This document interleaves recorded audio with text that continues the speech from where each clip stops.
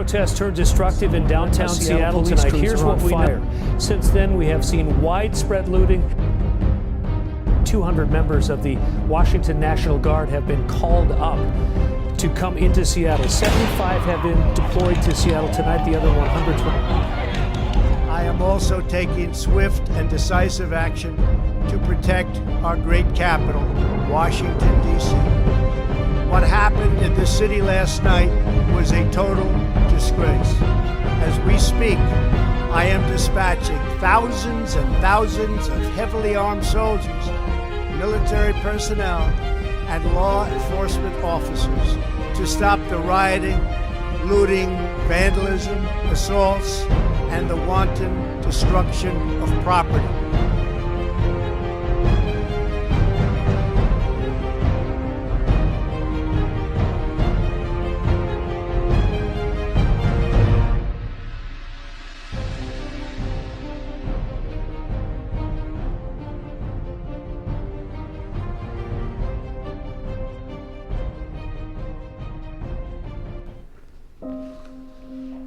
God bless you, everyone. Alfred Johnson coming back to you. Delighted to be able to talk with you. And again, to just bring clarity to certain things that are taking place and clarity to certain ideas so that our minds can wrap around certain things and we'll know what to do. Very important day again today. Very important things are taking place in our world and in our country. Things that we have to give attention to. Don't be alarmed. Don't be afraid. This is just a time where America defines itself again, redefines itself, where this is an opportunity. Problems I heard are just opportunities in work clothes. And it's just an opportunity for America to determine, are we going to still be the historic America, that great America that brought liberty to the world in a way that no other country did? Or do we regress? Do we go backwards and become what countries have become to their own hurt? We have those choices, and so that's why I'm here. I'm here to bring some clarity, especially right here before the election. Now, I told you that I was going to be declaring the direction that I not only lean in, but I fight for. All right, and as it concerns the political candidate, especially for the presidency, but the lines have been drawn so that it's not just the presidency; it's right on down the line. Okay, from the Senate to the House to the judges and things of this sort that we want to get appointed, things of that sort. So it's very important that we understand why we do what we do. So today I'm actually going to be running through a list. Now I'm going to tell you point blank right now, I support the president. I support President Trump. I support the conservative agenda. I support the laws that come from the conservatives, and there are reasons for them. The other party is doing some very, very, very strange things. I just want to go ahead and tell you just what's been happening in the last few months during COVID. I'm just going to go ahead and tell you what is happening from the other side. These are things that these folks are doing that are flat out remarkable, that are unreasonable. Matter of fact, not only unreasonable, these things are wicked. Let me tell you a few things here. Here's what the Democrats, and I have to say it like that because I have to be cut and dry so you can understand where I'm coming from. The Democrats in their various states, here's what they have done over the last few months. And I'm going to read them off to you. They closed our businesses. Now we know that the president, when the disease first came upon our shores, went ahead and closed the economy down because we weren't certain what that disease was, what that virus, what the virus actually was, whether or not it was some kind of a warfare, a viral warfare, or some form of a biological. We didn't know. So the president, in order to keep the Americans safe, went ahead and shut down the economy. But once we discovered what it actually was, and that it was a tough virus, but manageable, something that we could deal with as a people. And by the way, we have. I know you're hearing a lot from the media that just blows things out of proportion, but there's been less than 10,000 people that have died specifically because of COVID. That was the only disease they had. It was COVID, and then they died. 10,000, less than 10,000. Folks, those kind of numbers are not worthy of shutting down an economy over. The other deaths occurred when people had what's called comorbidities. That means they had other major health issues that when combined with COVID took them out. And the great majority of them were elders. Okay, you're not dealing with the young people. You're not dealing with the 35 and under, and even the ones that are over into the 50s. Their death rates for acquiring COVID is very, very, very low. And yet they continue this hostile shutdown and an attack on liberties and an attack on churches like I've never seen in my lifetime. Let me go ahead and read to you some of the things. They've closed our businesses. They've closed our schools. They've closed our churches. They've closed our beaches. They banned parties. They banned funerals. They banned graduation ceremonies. They banned nursing home visitors. They banned hospital visits. They banned dads coming into the delivery room with their wives. They banned travel to certain states. They even designated what constitutes a meal. On the other hand, they allowed protests. And many of those protesters were not wearing masks, and they weren't concerned about COVID protocols of 6-foot distance and all this. That was reserved for the church. That's reserved for civil people. For the civil ones, then you're not allowed. The laws are against you. But against these who are protesting, doesn't apply. They allowed riots. They allowed anarchists to co-opt cities. They allowed the storming of police precincts. They allowed the assault on peacekeepers. They allowed multiple funerals for people that fit their agenda. Now, you saw this happen. Funerals that fit their agenda, they just went ahead and broke the rules and allowed people to gather by the hundreds. This is sad, folks. They allowed businesses to be destroyed. Many of these businesses, it was the total wipeout of a family's economy. They threw everything into that business. Folks, businesses don't just pop up overnight. It's hard work. And they allowed these mobs to just destroy the businesses, these people's life work. And they restricted the police from taking action, necessary action, to protect the liberties and the life work of people. They allowed gun stores to be closed. They allowed statues to be vandalized. These are the history of our country. Bad or good, we need to learn from them. This is what communist people do before takeovers. They want to wipe out the history.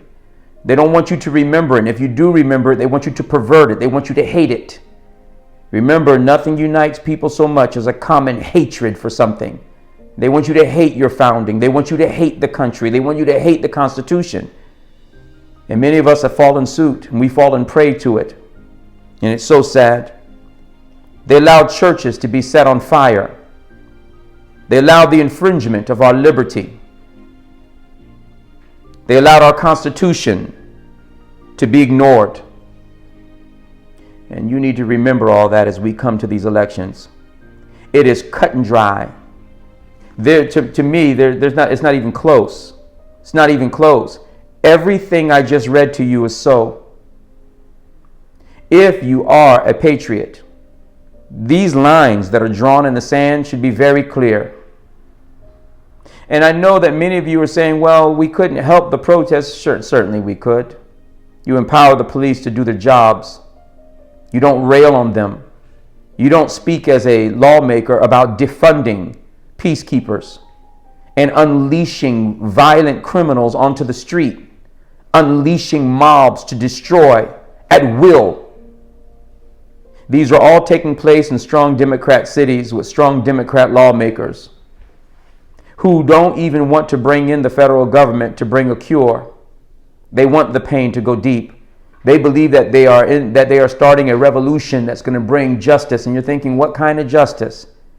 What nation is better than the United States anywhere on the planet? I mean, where are we going? So we better wake up. And folks, you have these options. You can either vote for a party that upholds the exact opposite morals from God, from Christ, and from patriots. You can go with these people that deny liberty to Americans.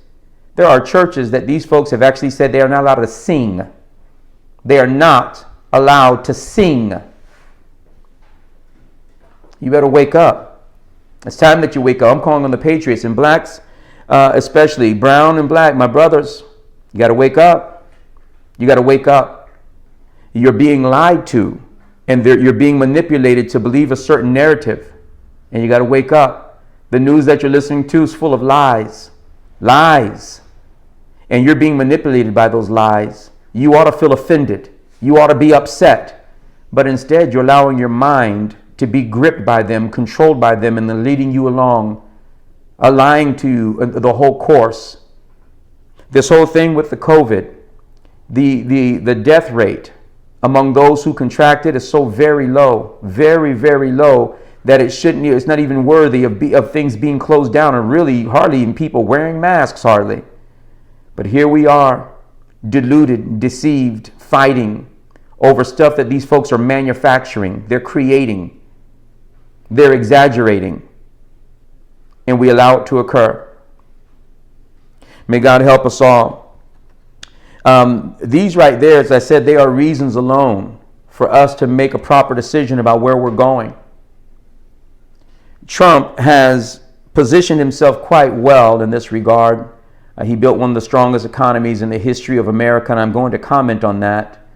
Before COVID and before the Democrats decided, especially in the larger states, decided that they're going to try to allow this COVID suffering to go on further in order that the economy doesn't rebound as fast as it can to Trump's credit, which, by the way, it would, because he created an infrastructure, an economic infrastructure that included tax and trade and regulation reductions, these kinds of things. The oil, making America one of the chief oil producers in the entire world, and natural gas production, the number one in the entire world. We are in a very strong position.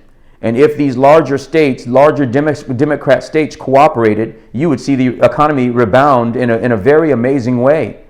But the president has been fighting these people since he's been in office. He has had to fight them about Russia hoaxes and things of this sort. Don't you imagine? These folks have spent millions of dollars investigating the president only to come up with nothing. And yet you don't hold your news media for that. These folks were lying to you.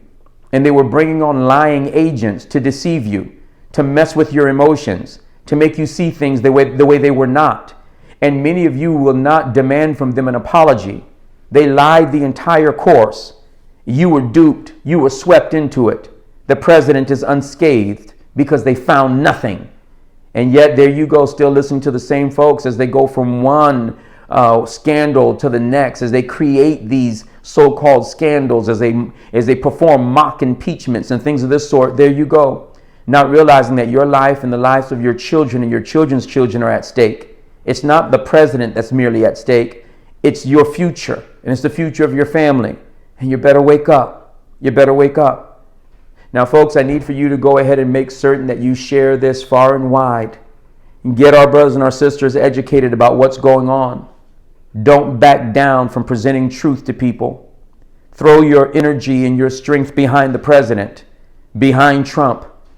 Let's go ahead and get this done. Now, listen, there's another thing I need to talk to you about. You don't follow personalities. Don't worry about personalities, as it were. We need the president, whoever that president is, to uphold the Constitution. This is what we're concerned about. People ask me before, what do you want the president to do for you?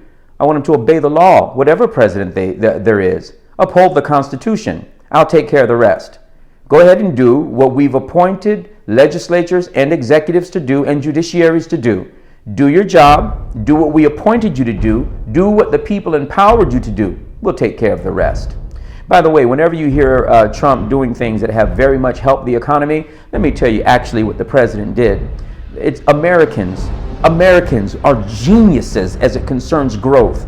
The businessmen, small and large, absolutely amazing geniuses. What happens is when the government steps in with all kinds of regulations and tax policies, they end up hindering businesses. When they have ridiculous trade policies, they hinder the growth of businesses. All Trump is doing is getting the government out of the way so that the American people can do their thing. The growth is inevitable.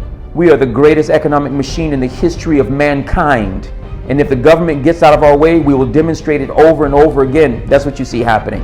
You see the brilliance of Americans and our system of free markets just changing the world. We've done it before, we continue to do it, and we'll continue to do it, so help us God. But folks, we have to make certain that we're backing the people who know what they're doing, and the president has done it.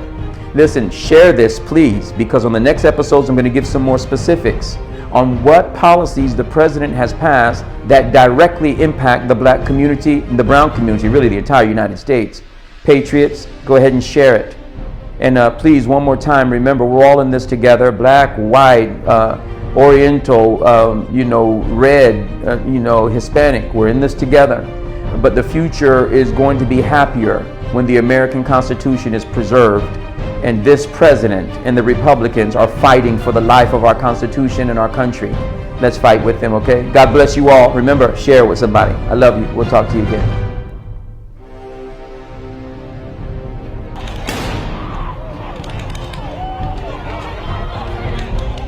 Also taking swift and decisive action to protect our great capital, Washington, D.C. What happened in the city last night was a total disgrace.